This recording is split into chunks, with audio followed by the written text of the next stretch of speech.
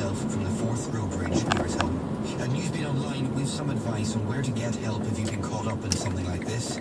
Claire Lilly is from the NSPCC. We need to build the resilience of our young people and also their understanding of what the internet is, how people who are on there aren't always who they say they are.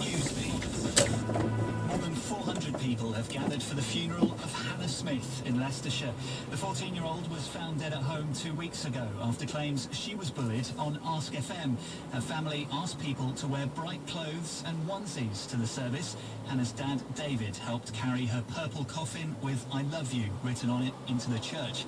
He spoke yesterday about his daughter's death. I think somebody was abusing her online, abusing her quite a lot, and I think Thursday night somebody had just pushed her over the edge. David says new laws are needed to protect teenagers online. The laws are not good enough in this country, and if the laws don't change, we're going to end up with a lot more teenagers being buried. Ask FM says it's committed to keeping its users safe and will announce the findings of an independent review on Monday. I think Ask FM needs to get a finger out and sort this out. In fact, I prefer them just to disappear after the grief they've caused me. BBC News.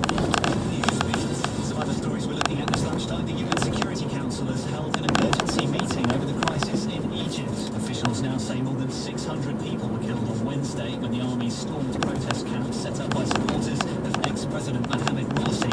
People are now gathering for what's being called a day of anger in the capital, Cairo.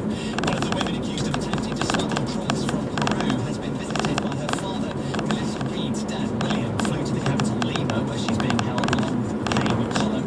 It's likely to be a while before the case comes to court. The officer in charge is Tito Perez.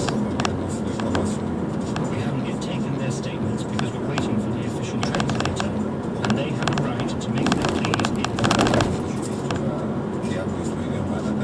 A High Court judge has made legal history by ruling a man with learning difficulties could be sterilised in his best interests. The 36-year-old from the Midlands already has a son. The court heard any more children could cause him psychological harm.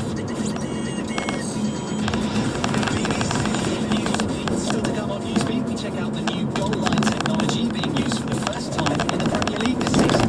So now we just come out of the dugouts with the cameras and all of the goals. They look like CCTV cameras. Like Big Brother, isn't it? No ball can hide. Newsbeat. Now, if you're on the road this lunchtime, hogging a lane or tailgating the car in front could get you a £100 fine. Police now have powers to give on-the-spot penalties instead of going through the courts. The fine for driving while talking on the phone has also gone up. Newsbeat's Frankie McCanley has more. Those annoying drivers in the wrong lane pushing into a queue or not stopping at a junction. They used to get a verbal warning or a call summons. But now these officers on the side of the motorway As you see there, it's probably only got one car's length. have the power to give a £100 on-the-spot fine and 3 points on your licence. So the reason I've stopped you, driver, is purely and simply because of the distance between yourself and the big blue lorry that was in front of The you. government say it'll help tackle problem motorists. Here's the Transport Secretary, Philip Hammond. We have some of the safest roads in the world. I want to make sure that we continue to have the safest roads for people in the UK to drive on. People can choose to take a driving course instead of the fine, and more serious offences would still go through the courts with bigger fines being issued. Critics, though, say 1 in 3 drivers could be caught out and it could just become a numbers game. You can see it just being used basically to rack up police stats. It's about time people were fined for tailgating and hogging the middle lane. The £60 fine for talking on a mobile or not wearing a seatbelt's gone up to £100 as well. But the changes have caused a bit of confusion. Here's 23-year-old Rob from Bristol. I was wondering if the police are going to be made to provide video evidence before they issue these fines or points. How can we contest it? I mean, who's defining tailgating as well? I mean, what sort of distance is going to be tolerable to sit behind a car? She's used to performing in front of thousands as part of one of the UK's most successful girl groups. But Frankie Sanford from the Saturdays says sometimes even going into a room full of people can be hard. The singer has been talking to us about her depression. You can watch the video of her encouraging others to speak openly about mental health problems at Newsbeat Online. Frankie spoke to our entertainment reporter Chichi Izundu. I think for me it's anything. If I'm having a day where I'm feeling particularly down or not quite myself, something like going on stage or being in a room full of people could be quite hard for me. Frankie says she was diagnosed with depression and anxiety a number of years ago. Everyday things that I would find difficult, which would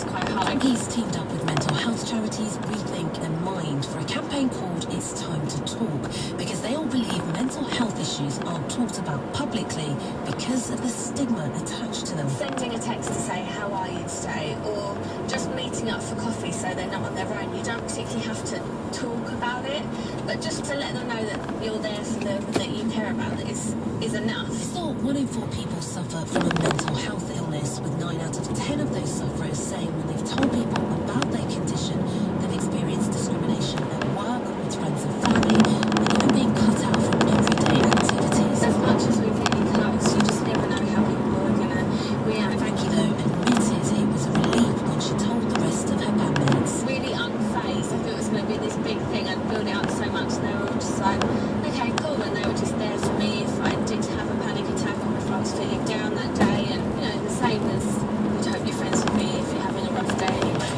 So do I. Providing the word An energy firm is scaling back work at an oil exploration site in West Sussex on police advice. Cordrella has been test drilling near the village of Balcombe and hasn't ruled out using the technique of fracking to release gas. Campaigners say it can cause water contamination and environmental damage, and are targeting the site. Here's Superintendent Lawrence Hobbs.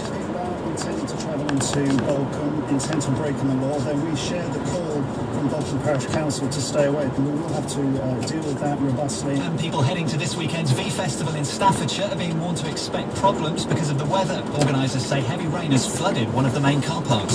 Sport now, and with Simon Mundy. He only switched full-time to athletics in